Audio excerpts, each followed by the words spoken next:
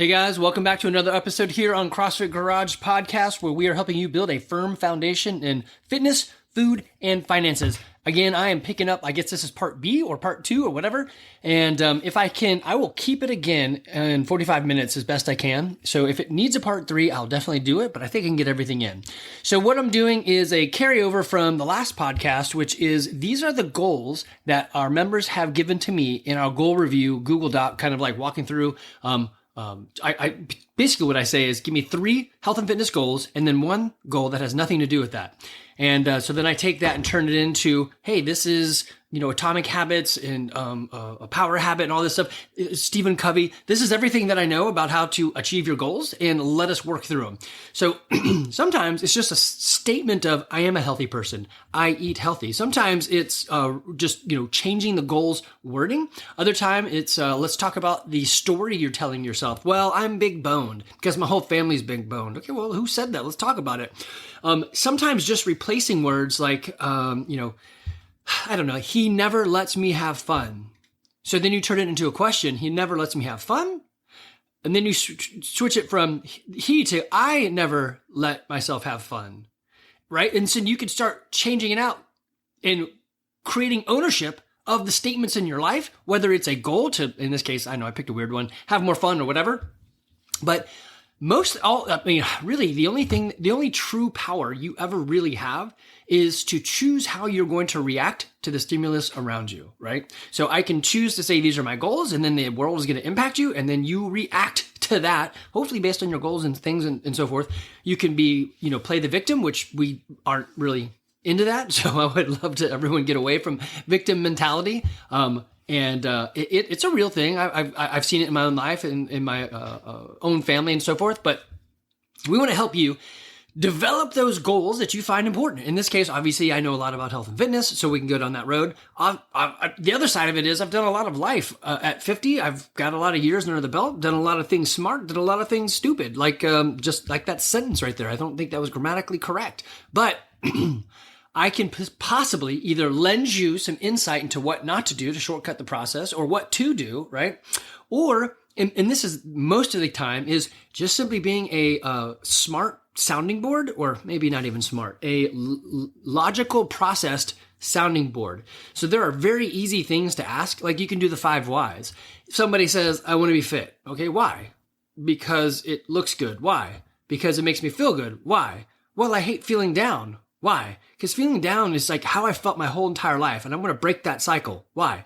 I think being, what I'm saying is you just keep asking whys, the 5 whys. Eventually you're going to get down to the root of the problem. It doesn't always take 5 whys, or sometimes it maybe takes more because if you're just super creative. But you can get to the root of the problem. And many of our goals, problems, or ideals, or things we aim at are actually 1 or 2 concepts that we just don't have well defined. Okay, so man, look at that. Already 3 minutes in. I bloviate well, I guess, right? Anyway, all right, so on to the goals. So the ones we're going to cover today are fitness, movement, and there's a lot of those. Oops, I skipped it. Injury, nutrition, and I think this next one is the randoms, and then maybe random. Okay, so I might have missed a few in there. Okay, this is one of my favorite types of goals, is when you find out you don't actually really want the goal. So this goal was ride the bike without hating my life. So it was really saying I just don't like riding, but I think I should like riding. So let me back this story up with my story of politics. When I moved to Woodstock, I said, you know what? I think I'd like to get into politics. That'd be kind of fun. I bought a book because, hey, that's what you did back then, is you buy a book and to read up on it. And this is like in the year 2000. And it was called How to Win a Local Election. And one of the funniest pieces of advice it had in there was, it says, call your mom, ask her if she would vote for you. If she wouldn't vote for you, then you just need to throw this book away and don't ever run for anything, because if your mom won't vote for you, then you don't need to run. So I thought that was pretty funny. I did not follow that advice. I read the book anyway, and I took the next step, which was go to the city council meeting and just, get to know what's going on, right? And so that is a step in the goals. Hey, read something, do something, right? So action. And so I went to the city council meeting and they used Robert's Rule of Order. And I thought, oh yeah, I remember this from SGA back at college. And I hate this. I hate the flow of how this works. So I lasted like about maybe 15 minutes, then walked out and I scratched that goal off my list. So this is a case also where I think Tina scratched the goal off her list. And so I'm just asking the questions, right? Why? And let's talk about it. Then I gave some suggestions that you could try, right? So I took it to mean more, I wanted to ride the bike like I want to get on a road and go. I didn't ask enough questions. Tina meant it more like I just want to ride the bike with, friends and family, whatever. And it's a burn in the thighs. Like, okay, well, here's some easy things we could do at the gym. So I gave her some things and she's like, you know what? I did it and I don't like it. So no, I'm going to scratch it off my list. That's beautiful. When a goal is on your, so this is probably this is a hidden dagger to the back. I have a goal and I don't really do anything about it. And in my whole life, I keep thinking, I really wish I would have gone to wherever, done something, or insert whatever it is. And you hold it against yourself. You tell yourself a negative story about that goal, when in actuality, if you had taken a couple of steps, you might find that the reason you never did anything about it is because you didn't really want to do anything about it. And so this is great. Eliminate goals. Not everything makes a good goal. All right, next one on this. So fitness is, I just sort of wrapped it into like anything that had to do with, I'm going to be sweaty or breathy or whatever, but it's not necessarily CrossFit, right? So, this, I guess, it was a big bucket of catch-all. So the next one was work on overhead squat lifts to build more stability. I'm like, yeah, I love that. So we laid out some options, right? So you can do things like, one, we can train our front squat. Two, use squat therapy to get to a better depth. We talked about don't going too low. This is a great one that many people don't have in their toolbox. So you take a PVC pipe and then you take some of the bands and you band some lighter kettlebells off to the side. So now you got a flexible, light rod above your head that's not providing much feedback. And then you have weights that'll move in 3 planes as you shake, or 2 planes. Sorry, it'll move in 2 planes. Well, I guess it will move up and down because of the bouncer. So it'll move in 3 planes as you try to lower yourself. And trying to squat with a PVC pipe and these kettlebells hanging down low like droopy earrings is super incredibly tough. And so I've got a little video attached to that, something that we did. And so this just gives suggestions like, hey, are you doing this? How did it go, right? Next one is finish a workout RX. I'm like, okay, let's talk about that. What does that mean to you and why? So in like 2013 still, RX was a huge thing. We're like, do RX or go home, which isn't the point of CrossFit. CrossFit is constantly very functional movements executed at high intensity. It doesn't actually say, and you go RX. What it's trying to say is, we want you to use your body as the way it's intended and recapture the movements that you might have lost. So we're going to stand up, sit down, get from the ground all the way up. We're going to jump. We're going to catch and throw. We're going to lift some things. We're going to move vertically, whatever, right? We're doing activities that the human body should actually do.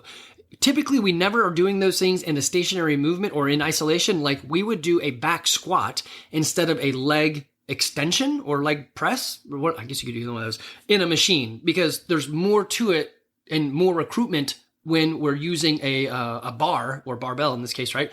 Even more so when you're using a dumbbell, but it's kind of weirdly hard to do back squats with dumbbells. Anyway, so we went through this, like, what does it mean to you? Why? What are we talking about? I asked him this is Timmy in this case. I asked him, what movements do you excel at? Hey, here's one way. If we really just want to do one RX, there's a running workout coming up. You can run and you'll be doing it RX. Or there's a rowing workout coming up that is RX. So we're defining what does RX actually mean? Because I know you're going to do that RX.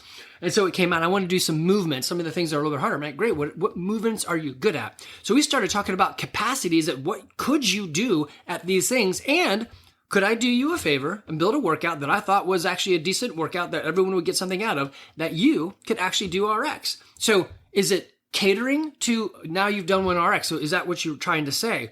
The answer, obviously, you guys know this, is no. The answer wasn't, I just want to do something RX. It's, I want to put time into it to learn the skills. So then we backed it up and said, okay, well, how many times are you coming into the gym? And it's like 2, mostly, sometimes 3 days a week. I'm like, all right, it's going to be a little bit tougher to get things done and to learn these skills if you're only touching them, 2 times a week, and we don't use the same skills all the time. So we can have a homework assignment. But I think really the answer is show up 5 days a week. So anyway, we started down a totally different path. But this is a great example of, I have a goal that is not really my goal. It's something else. I just didn't know how to word it. And so did I know his goal? No. All I did was ask questions and give a crap. And we were able to figure out, well, this is probably really what I wanted to do. All right, so I got another one. It's Murph prep for 2024, like I did in 2019. So being a smarter guy now, I asked, hey, what was going on in 2019 that makes you feel like that was the time? And now it's 2024. What environment or feeling or mindset are you trying to get back? So we did talk a little bit about that, and we talked about the goals around prepping for Murph. Murph is a workout that involves a 1 mile run on the front and end, and then 300 squats, 200 sit-ups, and 100 pull-ups. Push-ups. 200 push-ups and 100 sit-ups, or pull-ups. Dang, I really crushed that. So squats, push-ups, pull-ups. I don't know why I couldn't think of that. Anyway, so he wants to have Murph practice. I'm like, great, let's talk about this. Next one we had here is participate in more competitions. Okay. What does that mean to you? And so we haven't actually done some of the Q&A on this one, but I think it's going to actually lead us down a path of, it's not necessarily the competition, it's recognition of the movements I've been able to master. So we'll get there. That's something that's on the roadmap. This one I love. So Timmy said, I want to have fitness above the high mountain elevation. So when I go on my backcountry hunting, I can hit the goals that I want. I'm like, dude, that is fascinating, and take me with you. So we're talking about those things. It's hard to simulate down here in Georgia the lack of oxygen up there, but it is true. You can begin to push yourself in those realms, especially just being fit. You'll still get the elevation headache, but a way to kind of, simulate-ish sort of is get one of those, oh man, what do they call them? It's a mask that you put on that has dials, and you can dial the vents so that it's easier or harder to breathe. Now, again, you're not getting less oxygen with the breath, but you're making the breath initially harder to even start. And so now you're working out in a oxygen deprivation because your body's not tired, but you just can't fuel what you need. So it is a way that we cheat and do this down here in Georgia. Now, there are places you can go to. We can't afford to do it, but some places will actually have you train in, they'll like pump out the atmosphere. So you're actually working at a higher elevation, even though you're down here. So they just use science and mechanics to make that stuff work. Okay. Another one is build more muscle endurance. Like, okay, great. That's actually, so this was an interesting one. I said, hey, literally, if you just keep coming to do what we do 5 days a week, you're going to get exactly that. So let's drill down and figure out exactly what you mean. But CrossFit's going to do that. So check, right? So let's drive a little bit deeper. The last one is, what is it? Tina. Yeah. Tina said, stay active outside of CrossFit. So I want to do other things. And so I'm like, hey, what are those other things? Let's talk about them. And what's the goal? Why is it? What are you trying to gain? Is it just like, I need steps, I need to count that? Or is it feeling like, hey, it's not enough, right? And so maybe in that case, it's an education part. Did I not teach them what CrossFit is really about? CrossFit is not about volume. It's the weird thing. It's a huge paradigm shift. There's a word from the 80s, paradigm. So we are taking the whole entire model and shaking it like a snow globe and letting the snow fall in a different way and twisting the snow globe sideways, right? So CrossFit does not desire volume, which lifting with hypertrophy will want volume and time. It's going to take a while. You got to rest.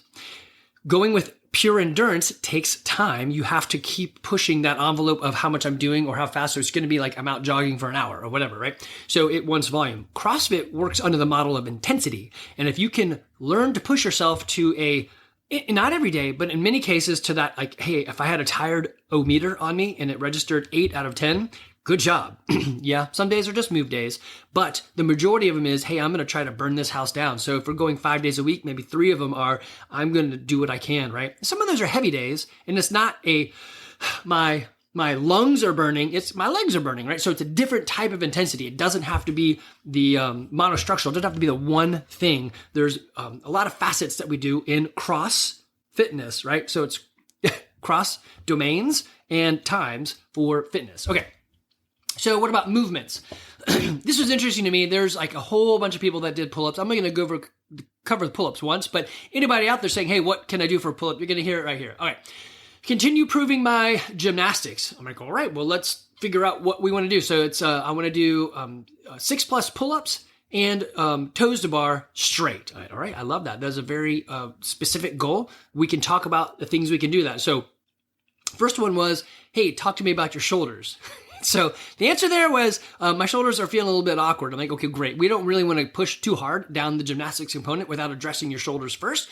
So let's do shoulders. So again, this is just smart thinking. Could I think this was a Tina in this case. Could Tina have figured that one out on her own? Yeah, I mean, I'm pretty sure once she started going, she's like, hey, my shoulder feels weird. Great, let's do shoulder mobility and warm them up a lot. So we're talking about shoulders now. So we moved the goal off. Did we run away from it? No, but we have a step in front of it. In this case, man, your shoulders are a very unique joint. It's not like ball bearing like your hip, and it's not hinging like your elbow. Get an x-ray. It's a weird, sockety, jointy, tendon-based. It's just strange. Go look at it. It's super delicate, and we want to take care of that thing. All right. Next one was improve my 500-meter row time with a goal of a sub 130. Now, Timmy is like, what? I say, hey, why 130? Like, I know it sounds fast. I'm like, that is insanely fast. Yes, that is going to be tough to do. And when you do it, you're going to roll over on the floor and not want to move for an hour. I'm like, okay, how do I get there? Like, great, that's your goal. Let's do it. So one of the things was... One, you need better row form. You can either hire one of the coaches to spend 30 minutes with just you on the row. Let's do that. And or a first step could be go pick out some videos on YouTube that are good row form. Send them to me so I can put them in or paste them in here so I can watch them too. And we can pick it apart. And then we can video you and we can just do it kind of like a video diary. Totally fine. Obviously getting one-on-one attention from a coach while you're doing it is the best. But I mean, maybe this is what is a first step is just, hey, let's watch some videos and see what your motion is in comparison, right? So this is going to be some form based, but then there's also, once you get a very efficient form, you have to live inside that suck of, I am going to push and drill for 1 minute and 30 seconds. And it is like nothing else. If you've ever done a 500-meter row with your absolute capacity, you know. And everybody, a lot of you are shaking your head like, oh yeah, I've done it. If you've done a 500-meter row and you got off, you're like, I think I could have done that again, then you're not there yet. There is a door that you can enter into CrossFit, is the nasty room. And I encourage everyone to go towards the nasty house, maybe even knock on the nasty door, maybe look in the windows of the nasty house. But I always say, hey man, don't go in the nasty room. There's no reason to do that. We're not going to the games. We're here to be healthy and fit. Now, if you have a goal of, hey, I want to do a 130, great. Let's make sure you really want that number, and let's make sure you understand what's going to happen. Now, the failure in this is there is no catastrophic failure. Hey, you missed it by time, whatever, right? Or Timmy makes it, and you're like, is anything hurt? No, it's just rowing. You're probably not going to hurt anything. Now, on the flip side, if you said, I want a 600-pound back squat, okay, failure in that is catastrophic. We definitely don't want to fail. So we're going to have to set a lot of parameters up and also urge people away from that. Having a 130 row is just a trick and a gimmick. It's just neat to say. It's just like having a really fast Fran time. It doesn't really do anything for you. Does it tell me a little bit about your fitness? Sure. But I think it tells you a little bit more about your psychosis, your the things that are broken in your head, that you're okay to suffer in that regard so much, so fast. So we would talk about those things. I'm going to move on. So the 130 row, I love that. The fastest I think I ever did was like a 142, and I swore, okay, that's it. I'm never doing that again. That was horrible. Same thing with Fran. I did a really fast one there, and again, it doesn't mean anything, but except for the fact that I'll never do that again. So, all right, let's move on. Improve my body weight movements. So that's gymnastics, right? Kipping pull-ups, muscle-ups, push-ups, and dips.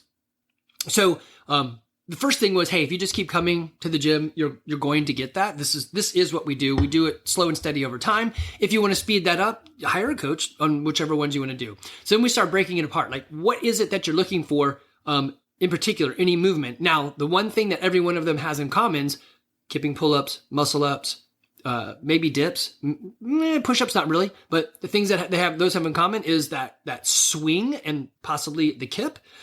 So we need to dial that in. That's going to be a big part of those bodyweight movements. The other one is going to be, it's monostructural. So squats, push-ups, dips. You're going to have to get used to burning past the point where you're like the point of no return. Now, there is a difference. Like if you max out on dips, let's say you can do 12 dips and you do all 12, I got them all out. Doing any more dips after that is going to be really tough because it's monostructural. It's just your arms. You're just literally going to have to wait. Now, something like a pull-up, I can change grips, I can change my swing, I can change my kip, I can go to butterfly. There's a lot of things that I could do to switch that around to use different body parts. It's not monostructural. It's gymnastics that's using multiple body parts. So we'll have to go through that and figure out what makes sense and where. A big part of this is gaining that strength. And some people don't know this, but negatives are really good to do, especially when you're at that tired point. So we'll dive into that.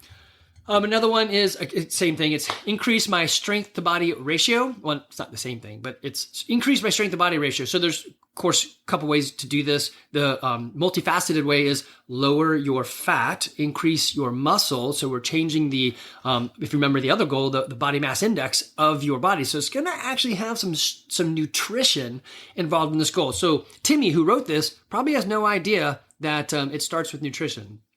So the first line I wrote to him is, hey, great, CrossFit is going to do this over time. But if you want to accelerate it, here are some ideas. And then we went through a couple of those. Let's see. I guess one of the lines was, explain to me a bit more on why this is important to you and what are you looking at? Give me something to aim at. The next line was, we need to talk about protein and we need to talk about what you're eating. So I'm pretty sure Timmy did not think I would go down that line. We also talked about creatine for a time. So creatine's, it's got mixed use case here, but it is going to increase their weight. So going on it for a little bit and then coming back off of it would be the way to go in this case, right? All right.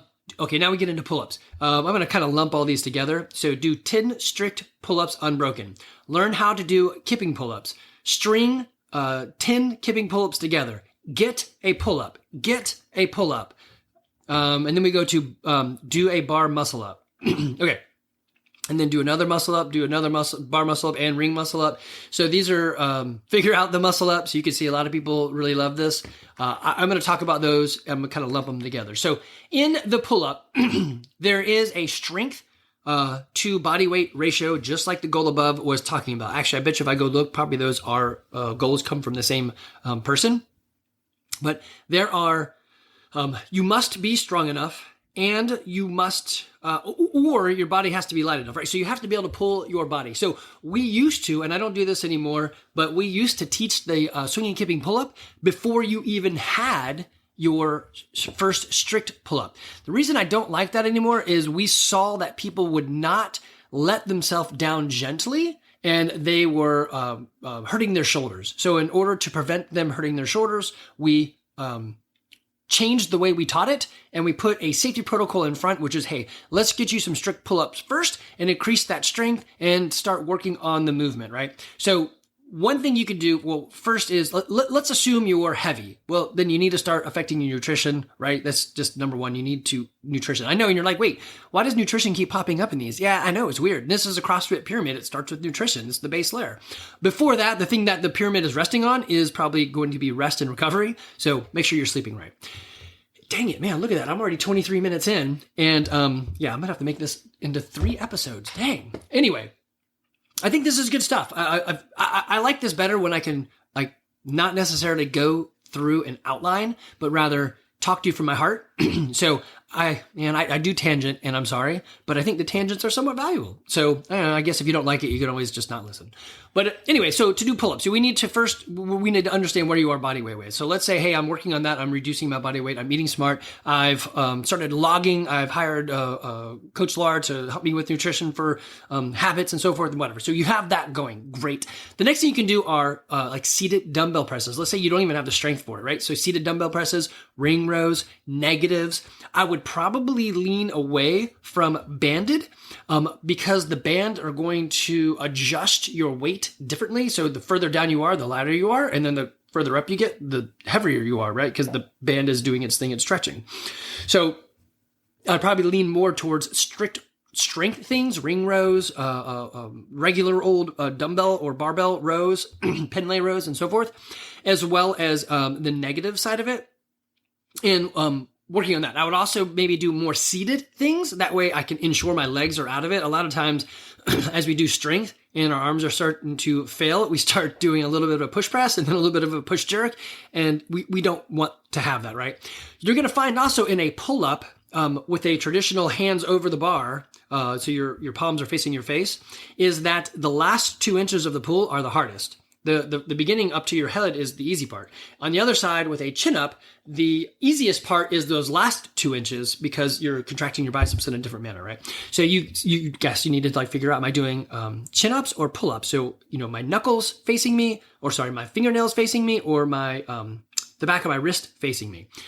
Which one are you going to do? So you got the strength component. Once you've got those strength components, what I would also be doing maybe in tandem, if your goal is kipping, is to be working on that swing. And so I would put a box underneath me or something to elevate me so that I can keep my arms extended and do that Superman hollow rock motion and get that really good. That would do maybe 5 of those. And then I would do 5 where I jump off the box where I'm at the backside of it and try to pull down, right? So I'm doing almost like a lat pull. So I'm really engaging my shoulders in down to my lats to pull down and try to squeeze my head up.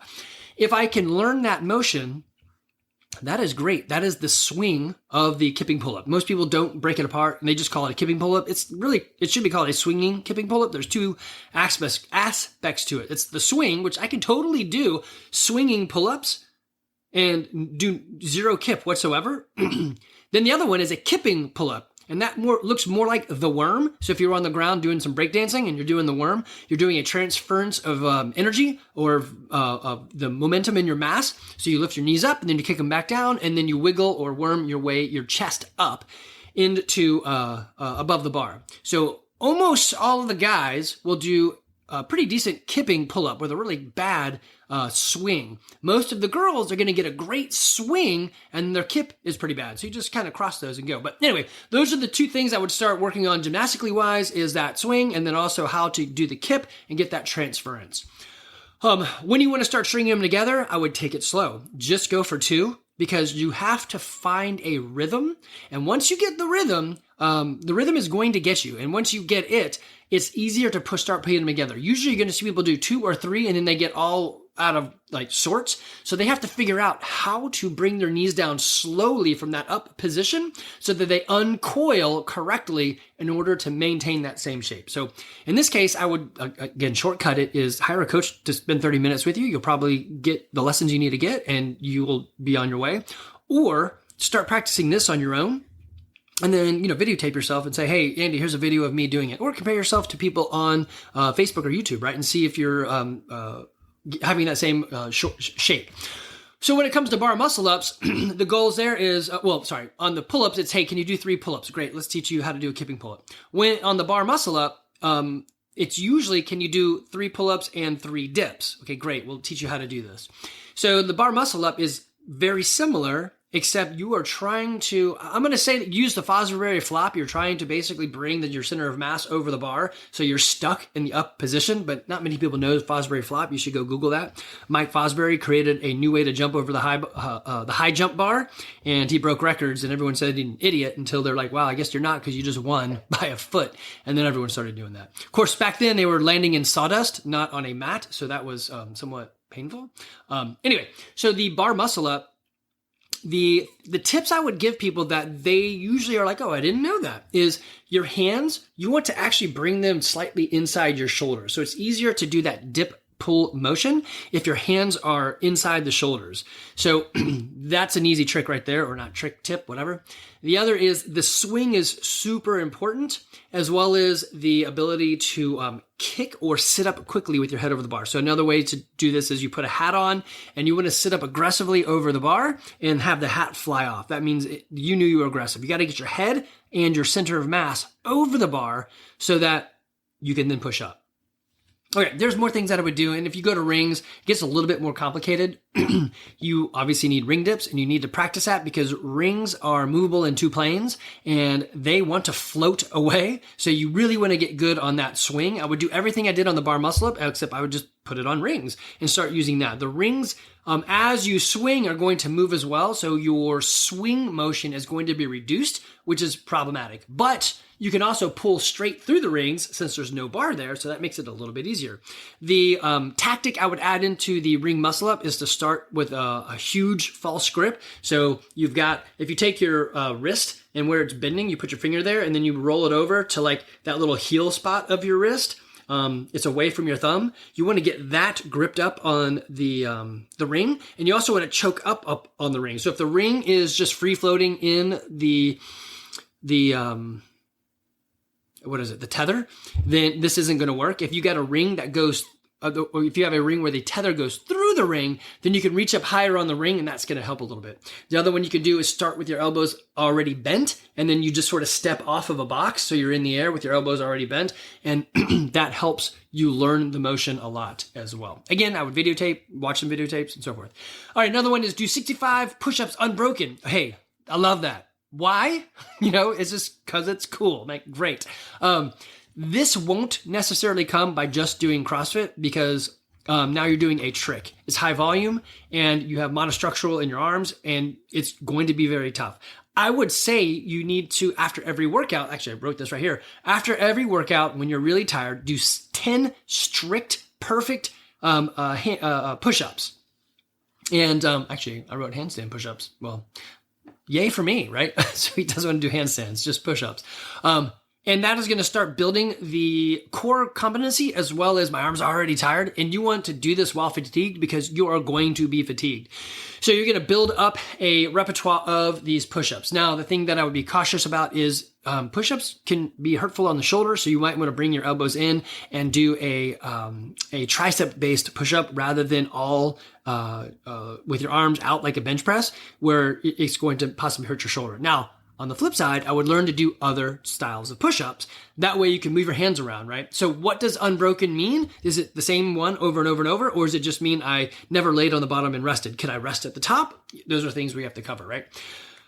Okay, so then there is handstand push-ups. I would probably do the same sort of thing because it's strength, get upside down, be comfortable with that. Start lowering yourself to different, like let's put 4 ab mats under your head and then do 10 push-ups off of that. Just touch and go. And then if you're good with that, take 1 ab mat away, and then now you're going lower, right? And keep doing that until you get to hey, this is uncomfortable. Stay there and work on the 10. And then when you can do that, remove another ab mat. Next one is linking double unders together. And this is kind of funny. It goes link double unders, double unders, double unders, and then it goes toes to bar. So double unders get in there a lot.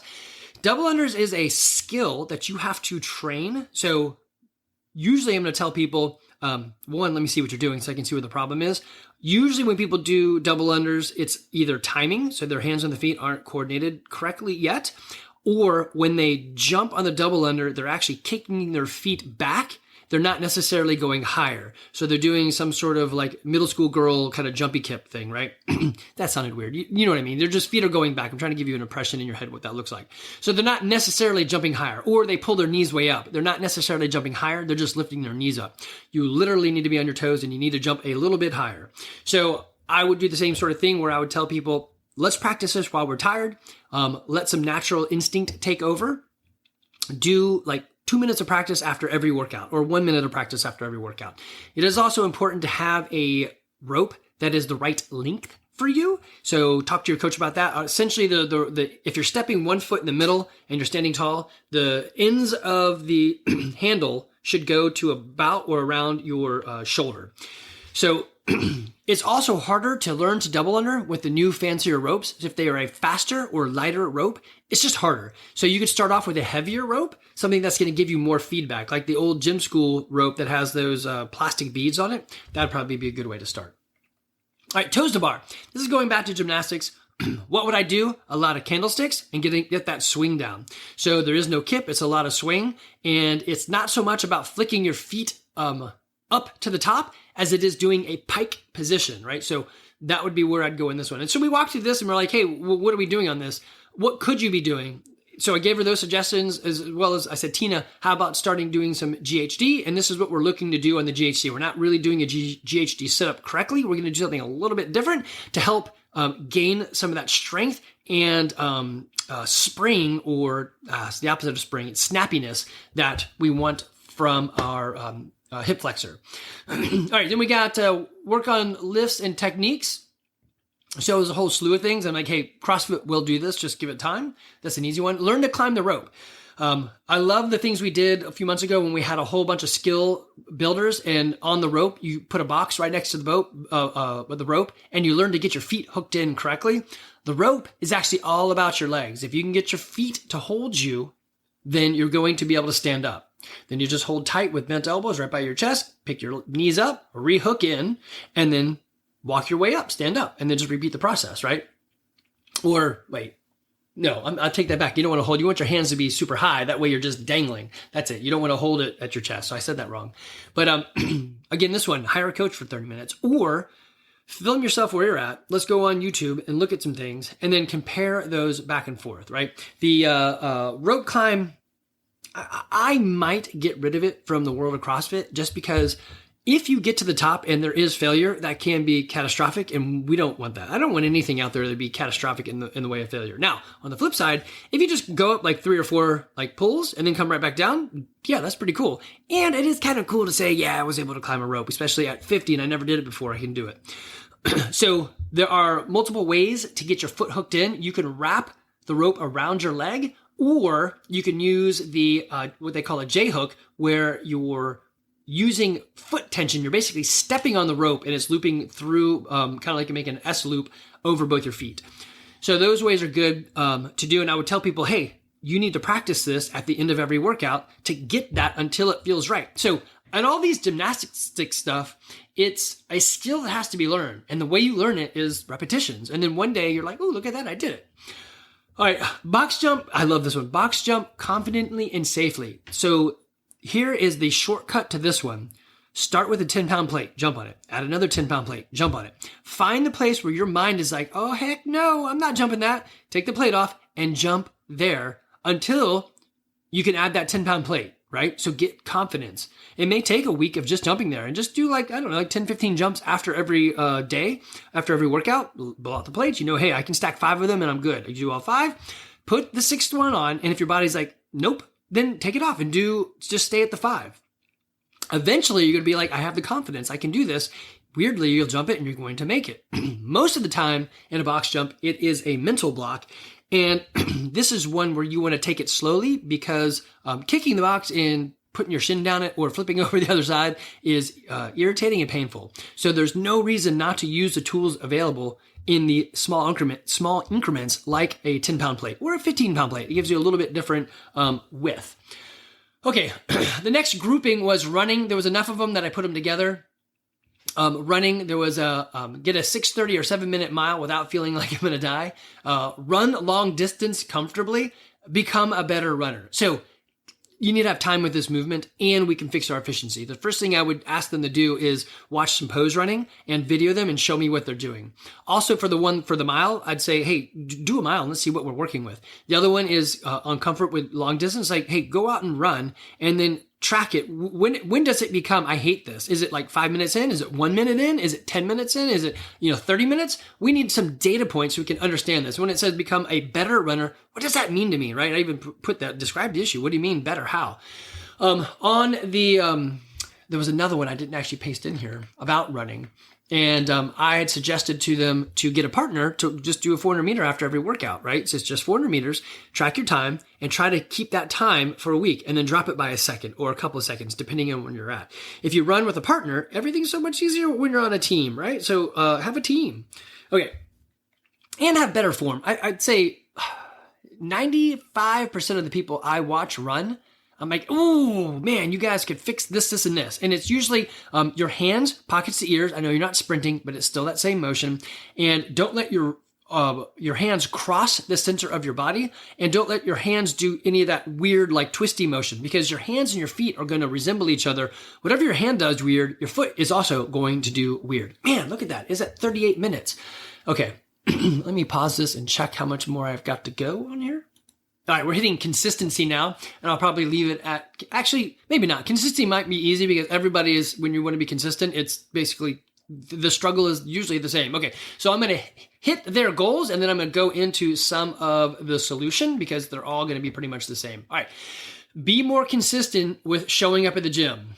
Keep going to CrossFit 4 times a week for 10 years. Oh, I love that goal. Very specific. It's SMART goal, specific, measurable, attainable, realistic, time-based. I love that. Improve my attendance and get back to 4 to 5 times a week. Attend class more consistently. Work out 4 times a week. Work out 3 to 4 times a week. Work out 3 to 5 times a week. I lose my focus after I get sick and miss gym. So that's, again, consistency. Consistent gym times. Continue to be consistent. Add a 4th day to my workout schedule. 3 to 5 workouts per week.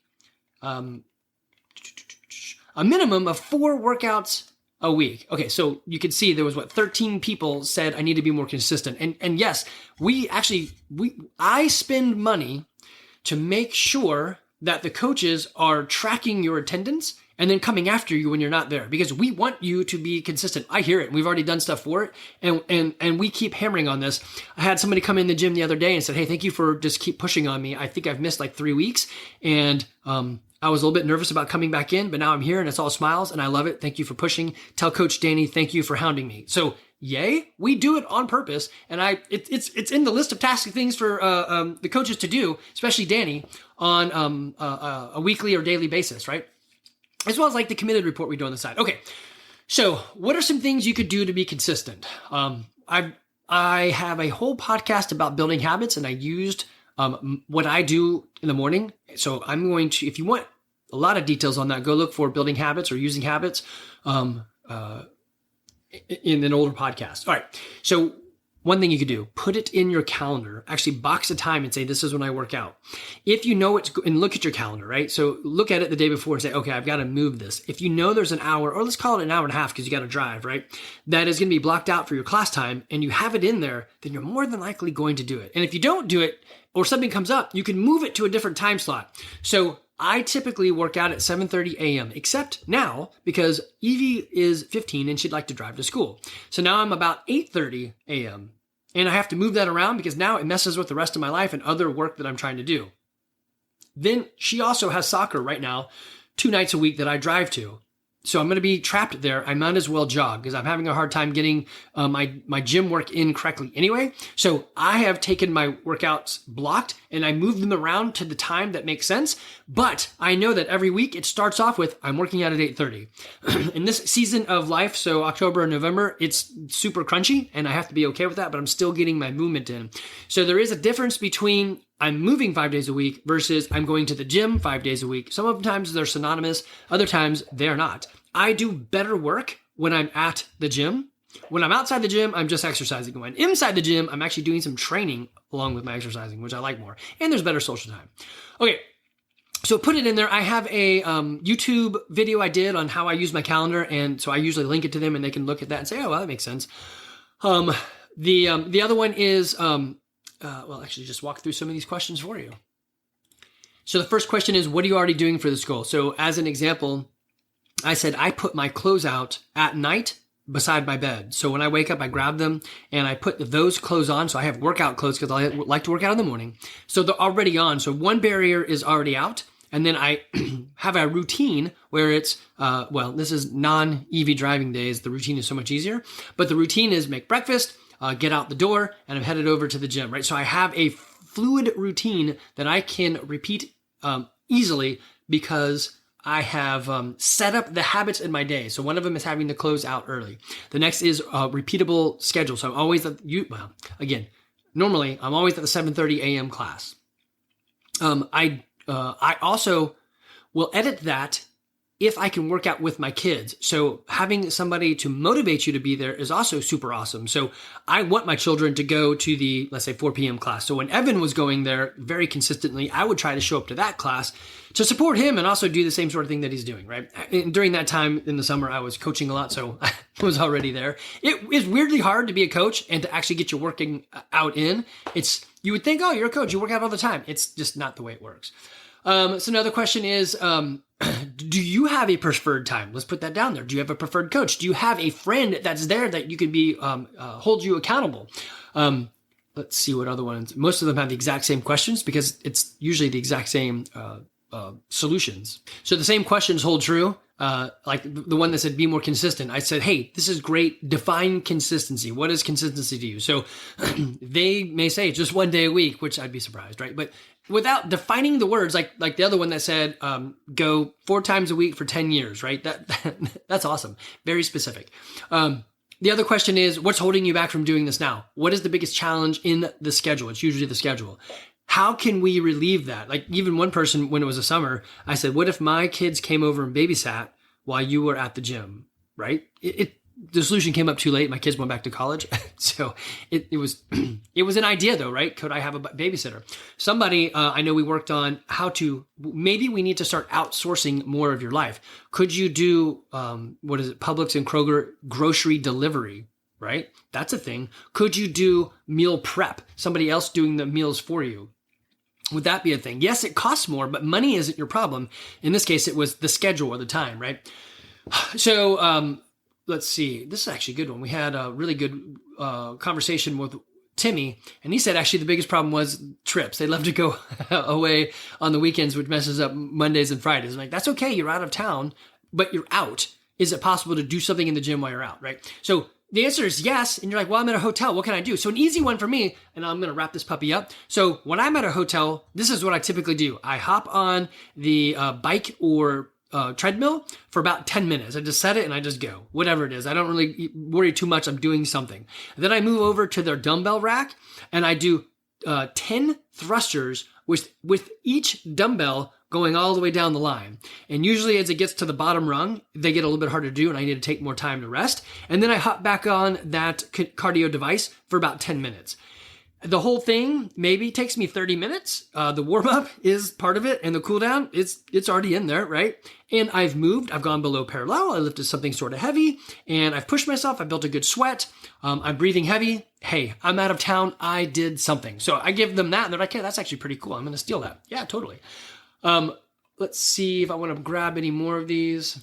No, I'm going to stop it there. So the next ones we're going to cover are going to be injury, nutrition, and then random. So the random is actually a lot because all of them are just individual goals. So we'll see how that one goes. Guys, I hope you enjoyed this. I hope you enjoy hearing solutions to problems you may have, some goals that you might have. And you may be thinking to yourself, yeah, Andy, that's great. Somebody at CrossFit could have pull-up as a goal. I can't.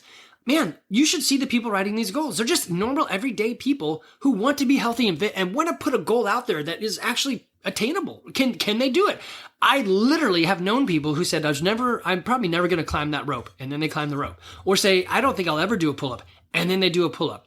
Persistency. Yes. Does it take some time? Yes. Is it hard? Actually, no. Just show up to the gym every day, watch what you eat, and then it's going to happen. If you want it to happen faster, you could do some one-on-one coaching or work through some goals or have homework at the end of each of your sessions. So it's not impossible. It can be improbable if you're not willing to do it. I mean, then it would go to impossible. But here's the thing that I want you guys to all know as you listen to these goals is these are just everyday people with very awesome goals. And it's awesome. It's about health and fitness. And it's things that they want to do to showcase their fitness and or move themselves to the next level. Hey, I'd like to be more consistent. Who wouldn't? Man, I actually care. The owner of the gym cares that you want to be more specific, and I am willing to help you learn how to set goals, how to work your schedule, send my kids over there to babysit, whatever, right? Whatever it takes to help you find that turning place you need to get yourself to become the hero of your own story. It only takes you getting off the couch. It only takes you moving. It only takes you showing up. And I know after doing this for, we're in our 15th, 16th year. One of the biggest things is knowing that we're here to help. That's probably a big thing. But for you is just taking the very first step. So the very first step that I'd ask you guys to do is go to our website, CrossFitGarage.com.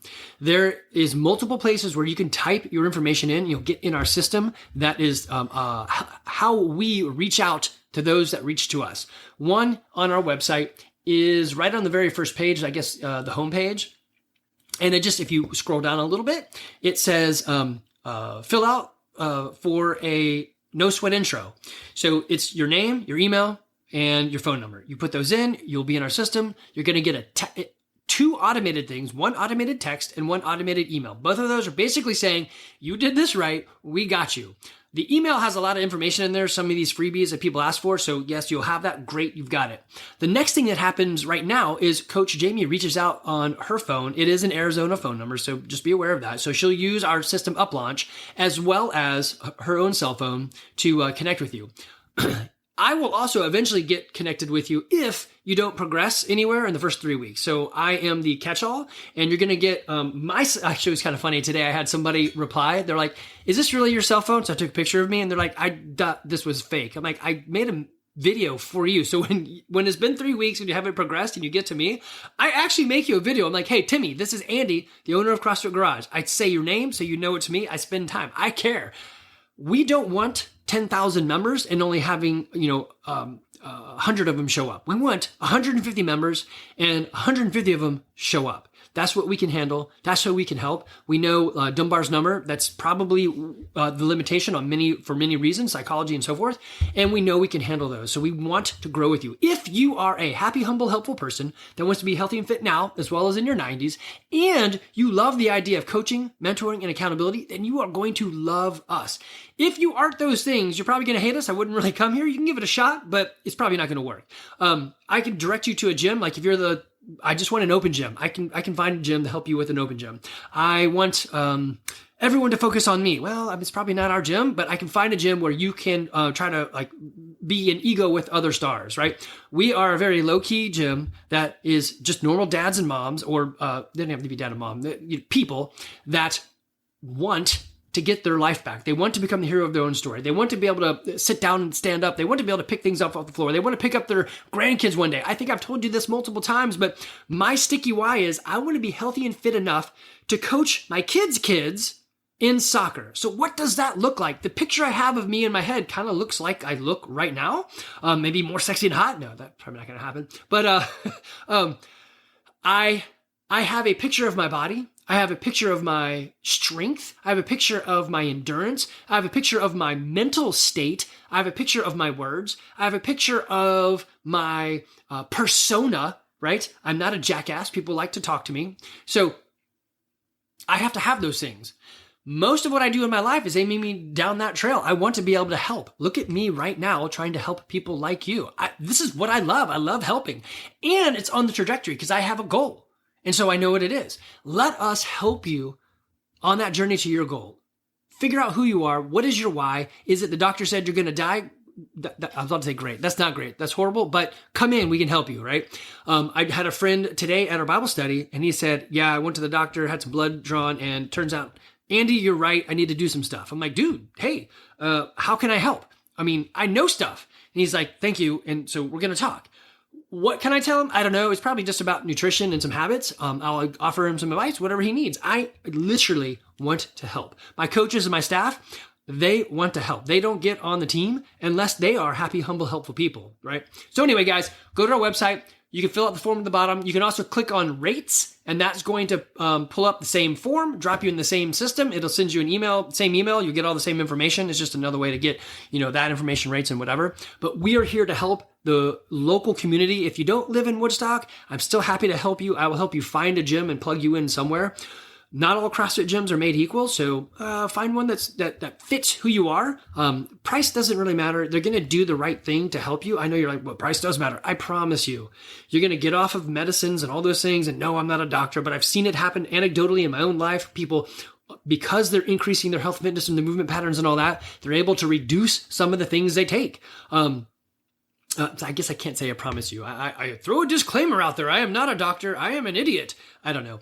I've seen it happen. So the anecdotes, the stories, the examples of real life people doing that are there.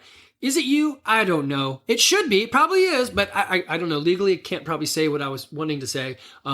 If you give CrossFit a shot, you're going to see a change in your body that you're going to love. And the expenses that go with it will be minimized by like I told you guys before, I actually am going to a doctor for the first time in a very long time. I'm turning 50 and there's things they're supposed to test, I guess, at that point. But you will avoid a lot of expenses, thus saving you money. As you're going to hear a podcast, well, it's coming out this coming Friday. You will have heard it already a long time ago. But Alan and actually Jennifer says the same thing. So Alan Molnix and Jennifer Sushi both say this is the best money I've spent. And I love spending it every month. So guys, we are here to help you. Don't be alone. Don't be nervous. Don't be fearful. Don't be afraid. CrossFit is a methodology. We will handhold you with some one-on-one training, or we'll help you get into group classes. You're going to see a huge difference in your life, and you are going to love it. Take care, guys.